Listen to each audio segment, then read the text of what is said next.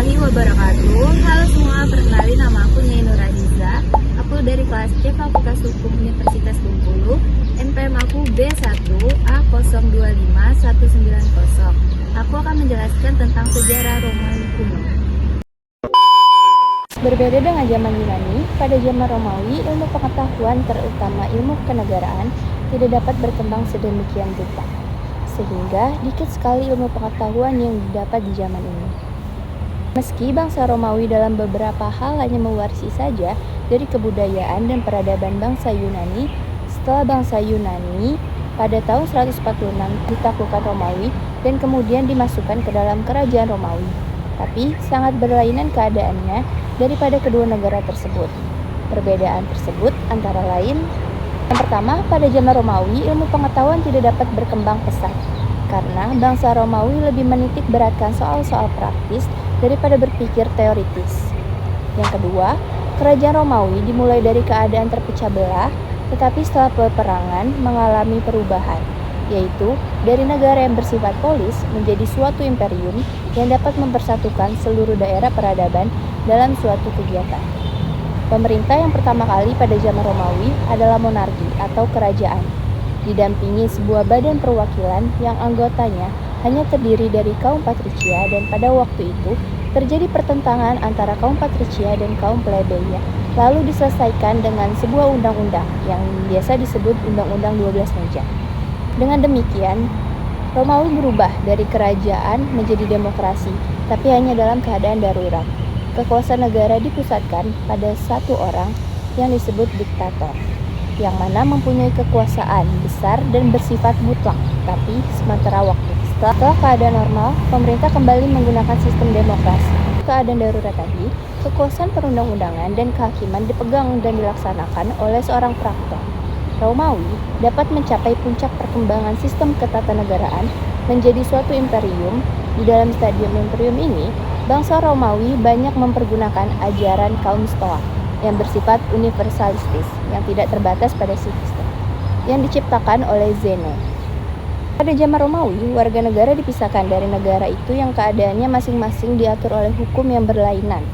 Bangunan hukum dari bangsa Romawi yang didasarkan atas perbedaan antara hukum privat dengan hukum publik semata-mata adalah hasil dari pikiran yuridis yang menyebabkan negara Romawi menjadi negara yang termasyhur.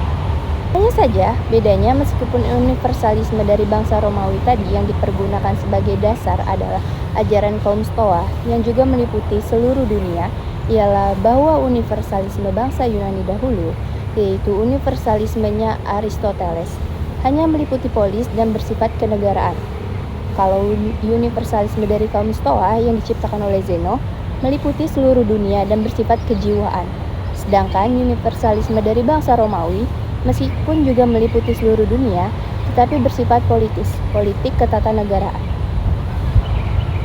Prinsip atau azas yang diciptakan oleh bangsa Romawi sehingga dapat membentuk imperium, kerajaan dunia, ialah suatu sistem atau cara yang dengan itu golongan kecil dapat menguasai golongan besar yang terdiri dari bangsa-bangsa asing.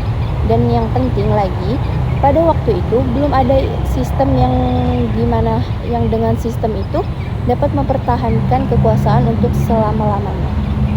Jadi praktek ketatanegaraan yang keras dari bangsa Romawi dipisahkan dengan nyata dari asas-asas kesusilaan. Setelah negara Romawi ini dibagi menjadi provinsi-provinsi yang dipimpin oleh seorang praetor, hukum yang berlaku diperluas oleh sistem baru, yaitu Jus Gentium, yang memuat aturan-aturan umum yang berlaku untuk semua bangsa. Dalam hal ini, ajaran kaum Stoa memegang peranan penting karena menyebabkan orang lebih berpikir yuridis yang kemudian mencapai kesimpulan bahwa hukum alam dari pikiran yang abstrak di atas Jus Gentium. Maka sampailah orang pada pemikiran jus natural, berarti bahwa filsafat dari bangsa Yunani memuat hukum alam dari kaum Stoa telah mendasari hukum Romawi, ajaran-ajaran dari sarjana Romawi. Yang pertama, Polybius. Menurut ajarannya, bentuk negara yang sebenarnya ialah akibat dari bentuk negara lain yang telah mendahulunya. Bentuk negara itu dibagi menjadi 3 golongan dan kemudian dibedakan lagi menjadi 2 jenis. Yang kedua, Cicero mengatakan bahwa Hukum yang baik adalah hukum yang didasarkan oleh ratio yang murni. Negara menurut Cicero adalah suatu keharusan yang harus didasarkan atas ratio manusia.